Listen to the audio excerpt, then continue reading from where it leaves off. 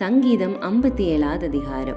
தாவீது சவுலுக்கு தப்பியோடி கெபியில் ஒதுங்குகையில் தனக்கு நஷ்டம் நேரிடாதபடி அல்தஸ்கேத் எனும் வாத்தியத்தில் வாசிக்க தாவீது பாடி ராகத்தவனுக்கு ஒப்புவித்த மிக்தாம் எனும் சங்கீதம். எனக்கு இறங்கும் தேவனே, எனக்கு இறங்கும். உம்மை என் ஆத்துமா அண்டிக் கொள்கிறது. விக்கினங்கள் கடந்து போக மட்டும் உமது செட்டைகளின் நிழலிலே வந்து அடைவேன். எனக்காக யாவையும் செய்து முடிக்கப் போகிற தேவனாகிய உன்னதமான தேவனை நோக்கி கூப்பிடுவேன். என்னை விழுங்க பார்க்கிறவன் என்னை நிந்திக்கையில் அவர் பரலோகத்திலிருந்து ஒத்தாசை அனுப்பி என்னை இரட்சிப்பார். தேவன் தமது கிருபையும் தமது சத்தியத்தை அனுப்புவார். என் ஆத்துமா சிங்கங்களின் நடுவில் இருக்கிறது. தீயை இறக்கிற மனுபுத்திரருக்குள்ளே கிடக்கிறேன்.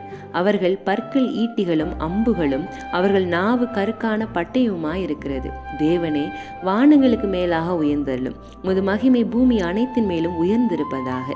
என் கால்களுக்கு கண்ணியை வைத்திருக்கிறார்கள். என் ஆத்துமாய் தோய்ந்து போயிற்று. எனக்கு முன்பாக குழியை வெட்டி அதன் நடுவிலே விழுந்தார்கள்.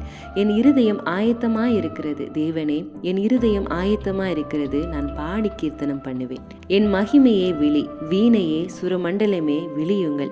அதிகாலையில் விழித்துக் கொள்வேன். ஆண்டவரே, ஜனங்களுக்குள்ளே உம்மை துதிப்பேன். ஜாதிகளுக்குள்ளே உம்மை கீர்த்தனம் பண்ணுவேன்.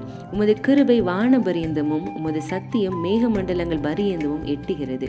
தேவனே, வானங்களுக்கு மேலாக உயர்ந்தள்ளும். உமது மகிமை பூமி அனைத்தின் மேலும் உயர்ந்திருப்பதாக.